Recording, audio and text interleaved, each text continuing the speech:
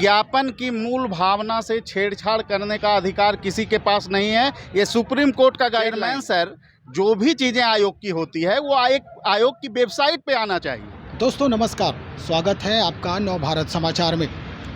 BPSC 67वीं प्रारंभिक परीक्षा cancel होने के बाद लगातार जो इसके अभ्यर्थी हैं, सिविल सर्विसेज के जो एस्पिरेंट हैं, उनके माथे पर चिंता की लकीर स्पष्ट दिखाई देने लगी है। और इसके बाद लगातार छात्रों के तरफ से ये सवाल किए जा रहे हैं कि क्या बीपीएससी अब हम लोगों के प्रति कोई इस तरह का रुझान नहीं रखती है। इसी बीच एक नोटिफिकेशन जारी होता है बीपीएससी से और ये कहा जाता है कि अब 2 दिन 2 चरणों में प्रारंभिक परीक्षा ली जाएगी और उसकी तिथि होगी 20 और 22 सितंबर। आंदोलन में शरीक होने के लिए कुछ कोचिंग संस्थान, जो सिविल सर्विसेज के कोचिंग संस्थान हैं पटना में, उसके जो शिक्षक हैं, मेंटर हैं, गाइड हैं, वो भी यहाँ मौजूद हैं। हम इनसे बात करते हैं। सर, बहुत स्वागत है आपका नव भारत समाचार में। धन्यवाद आप सर, क्या लग रहा है आपको, एक शिक्षक होने के नाते जो छात्रों पर बीत रही है, कैसे देख रहे हैं आप? कि छात्रों के अन्याय के साथ जो ये योग्य शिक्षक होते हैं वो हमेशा खड़ा रहते हैं, तो हम लोग पूरा समर्थन कर रहे हैं छात्रों का। और जो मांग है छात्रों की बिल्कुल वाजिब मांग है, बिल्कुल वाजिब है। मतलब क्योंकि तरफ से ये विज्ञापन की मूल भावना से छेड़छाड़ करने का अधिकार किसी के पास नहीं है। ये सुप्रीम कोर्ट का गाइडलाइन है। अच्छा, तो उस गाइडलाइन को तोड़ने का प्रयास बीपीएससी अगर कर रही है तो बिहार के छात्रों के वो भविष्य से खेलने का काम कर रही है। भविष्य से खेल रही है। बिल्कुल खेलने का काम हो रहा है। सुप्रीम कोर्ट का स्पष्ट गाइडलाइन है कि विज्ञापन की मूल भावना से किसी भी परीक्षा में छेड़छाड़ नहीं किया जा सकता। लेकिन आयोग तो ये इसको कहें कि ये प्रत्युत्तर में कह रही है कि ये जो है, जिस तरह से हम ये डिसीजन लिए हैं, वो डिसीजन काफ़ी सुरक्षित है इस बार, और इसमें कहीं भी धांधली होने का कोई चांसेस नहीं है। पहली नंबर बात है कि ये अतुल प्रसाद सर का निर्णय है या आयोग का निर्णय है, ये तय होना चाहिए। हम आप लोगों से एक प्रश्न उठा रहे हैं, आप लोगों के माध्यम से। विज्ञापन की मूल भावना से छेड़छाड़ करने का अधिकार किसी के पास नहीं है। ये सुप्रीम कोर्ट का गाइडलाइन है। अच्छा, तो उस गाइडलाइन को तोड़ने का प्रयास बीपीएससी अगर कर रही है तो बिहार के छात्रों के वो भविष्य से खेलने का काम कर रही है। भविष्य से खेल रही है। बिल्कुल खेलने का काम हो रहा है। सुप्रीम कोर्ट का स्पष्ट गाइडलाइन है कि विज्ञापन की मूल भावना से किसी भी परीक्षा में छेड़छाड़ नहीं किया जा सकता। लेकिन आयोग तो ये इसको कहें कि ये प्रत्युत्तर में कह रही है कि ये जो है, जिस तरह से हम ये डिसीजन लिए हैं, वो डिसीजन काफ़ी सुरक्षित है इस बार, और इसमें कहीं भी धांधली होने का कोई चांसेस नहीं है। पहली नंबर बात है कि ये अतुल प्रसाद सर का निर्णय है या आयोग का निर्णय है, ये तय होना चाहिए। हम आप लोगों से एक प्रश्न उठा रहे हैं, आप लोगों के माध्यम से। चेयरमैन सर, जो भी चीज़ें आयोग की होती है वो आयोग की वेबसाइट पे आना चाहिए। सिर्फ आपका निर्णय आयोग का निर्णय नहीं हो सकता है।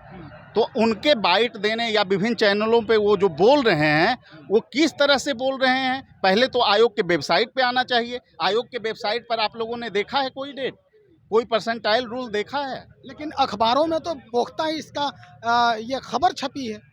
तब तो ये बात अब आ जाना चाहिए। और विभिन्न जो आयोग हैं इंडिया के, सभी अब पेपर में ही देने का काम करें। आयोग की वेबसाइट पर देने की आवश्यकता ही क्या है फिर? तो आयोग की वेबसाइट पे चीज़ें आएंगी ना। आयोग अधिकृत है ना इसके लिए कि क्या कोई व्यक्ति का पर्सनल बयान जो है निर्धारित करेगा बिहार के छात्रों का भविष्य? ये तो आप लोग प्रश्न पूछिए कि चेयरमैन सर वेबसाइट पे क्यों नहीं है। आधिकारिक वेबसाइट होती है कोई चीज़ें। यूपीएससी 1 साल पहले जो है पीटी मेंस इंटरव्यू का डेट देता है।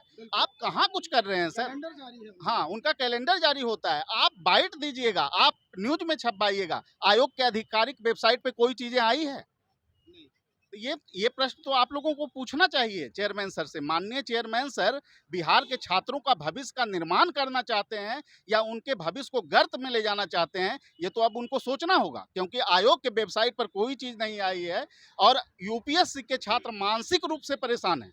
और पर्सनल फ़ोन हम लोगों के पास आता है, मैसेज आता है बार बार, और ऐसी जो चीज़ें हो रही है बिल्कुल खतरनाक है। और ये कहीं ना कहीं छात्रों को मानसिक रूप से प्रताड़ित करने का प्रयास है। बिल्कुल, आप सही कह रहे हैं कि छात्रों को मानसिक रूप से प्रताड़ित। एक गुरु होने के नाते आपके तरफ, आपके जहन में क्या चल रहा है? आप क्या सोच रहे हैं उन अभ्यर्थियों के प्रति? क्या आयोग जो है इस बीच कुछ काम करना चाहती है, या 2 पाली में परीक्षा लेकर आपके स्ट्रेस को कम करना चाहती है? नहीं, दो पाली में परीक्षा की बात ही कहाँ है। अभी आधिकारिक वेबसाइट पे कुछ है। एक व्यक्ति के बयान को मैं जो है आधिकारिक वेबसाइट के बयान नहीं मानता। एक आयोग का निर्णय क्या एक व्यक्ति का निर्णय होगा या कॉमन निर्णय होता है? उसमें सचिव सर का हस्ताक्षर होना चाहिए, परीक्षा नियंत्रक सर का हस्ताक्षर होना चाहिए। निर्णय अगर लिया गया है तो आधिकारिक वेबसाइट पे क्यों नहीं है? परसेंटाइल फार्मूला का पूरा जो डॉक्यूमेंट्स आधिकारिक वेबसाइट पे क्यों नहीं है? यही तो छात्रों की मांग है कि आप आधिकारिक वेबसाइट पे लाइए ना चीज़ों को। पर्सनल जो है पेपर में न्यूज़ छपवा दीजिएगा, बाइट दे दीजिएगा। क्या ये पर्सनल किसी व्यक्ति का निजी कार्यालय है? नहीं। ये सवाल तो आप लोगों को करना चाहिए चेयरमैन सर से। चलिए, चेयरमैन से हमारी मुलाकात होगी तो हम ये सवाल ज़रूर उठाएंगे। आपके सहयोगी भी यहाँ जुड़े हुए हैं, सर हैं जो आपके साथ में पढ़ाते हैं। सर, एक बात बताइए कि ये जो परसेंटेज और परसेंटाइल का जो मसला फंस गया है अभ्यर्थियों के बीच में, जो आयोग के तरफ से ये बयान जारी हुआ है, ये दरअसल है क्या? देखिए, परसेंटाइल का जो बात होता है, इसमें होता है कि जो सबसे अधिक नंबर लाए हैं उनको 100 आधार मानकर उसके बाद फिर जो नीचे किए हैं उसके बाद ले लिया जाता है। लेकिन ये तब होता जब इसके लिए पहले तो आप लाखों की संख्या में निकालते, जो रेलवे वगैरह में जो रिजल्ट आती है, या फिर आप देखते होंगे कि JEE में तब ये होता है। यहाँ 1000 की संख्या में रिजल्ट देना है और इसमें परसेंटाइल, ये समस्या आ सकती है। दूसरा है कि आपका अभी तक कोई क्लियर नहीं है कि कौन सा सब्जेक्ट कितना नंबर का क्वेश्चन आएगा। कभी ज्योग्राफी अधिक करते हैं तो कभी पॉलिटी, कभी हिस्ट्री कम तो कभी करंट ज़्यादा। तो अलग अलग प्रश्न की आपका जो परसेंटेज है वो है। ऐसे में जो सब्जेक्ट के कैंडिडेट हैं उनको फ़ायदा मिलेगा और जो नहीं, जैसे आर्ट्स बैकग्राउंड के जो कैंडिडेट हैं, अगर साइंस का क्वेश्चन अधिक होगा तो निश्चित रूप से उनके लिए नुकसानदेह होगा। तो ऐसे में परसेंटाइल का तो सवाल ही नहीं उठता है। ऐसे में वो निश्चित रूप से कह सकते हैं कि उनके साथ समस्या आ सकती है। तो परसेंटाइल का खेल तभी, मैंने परसेंटाइल आप तभी ला सकते हैं जब आपका हर एरिया से फिक्स हो। इसके अलावा आपको अगर परसेंटाइल लाना है तो नेक्स्ट टाइम से लाना पड़ेगा। अभी नई पुरानी जो आपकी वैकेंसी है उसमें आप बीच में इंटरफेयर कर रहे हैं, तो ये सरासर गलत है। ठीक है, तो चलिए, अब उनके जो सोच हैं वो अपने ढंग से सोच रहे हैं। एक आखिरी सवाल आपसे ये पूछना था मुझे कि जिस तरह से अभी छात्र आंदोलित हो रहे हैं, छात्र नेता दिलीप भी शिरकत कर रहे हैं, अगर आयोग नहीं मानती है इनकी बात परसेंटाइल के ऊपर या फिर ये परीक्षा में जो गैपिंग है बीच में, इसके ऊपर एक दिवसीय परीक्षा नहीं ले पाती है और अपने जिद पे अड़ जाती है आयोग, तब आप एक शिक्षक होने के नाते फिर कैसे इनका साथ देंगे? बस सर, न्यायालय है। हम लोग तो यही उम्मीद कर सकते हैं ना कि जब कोई नहीं सुनेगा तो सुप्रीम कोर्ट, हाई कोर्ट है जो छात्रों के साथ न्याय करेगी, और वहाँ जाएंगे तो जो आपकी सोच है कि एग्ज़ाम को जल्दी से जल्दी निकाला जाए, और न्यायालय में जाने के बाद आप भी जान रहे हैं कि साल 2 साल कितना साल लगेगा कोई नहीं जान रहा। तो 67वीं का क्या स्थिति होगी ये कहना ही मुश्किल है। इसका मतलब लग रहा है कि अब 67वीं अंधकार में है। बिल्कुल, अगर आप अपने फैसला में परिवर्तन नहीं करते हैं तो न्यायालय ही एकमात्र रास्ता है, और न्यायालय में जाने के बाद कितना समय लगेगा कोई नहीं जान रहा है। चलिए सर, बहुत शुक्रिया। तो सुना आपने कि किस तरह से जो मेंटर हैं, जो गाइड हैं, जो शिक्षक हैं, बच्चों को जो एस्पिरेंट बनाते हैं, जो पुख्ता इंतज़ाम करते हैं उनके लिए, इनके माथे पर भी चिंता की लकीर स्पष्ट दिखाई दे रही है कि अगर इनकी बात नहीं मानी जाती, अगर तब्दीली करनी है आयोग को तो अगले सेशन से करे, 68वीं से करे। ये 67वीं में विज्ञापन दे करके बीच में इस तरह से खेल में बदलाव लाना ये लाजमी नहीं है।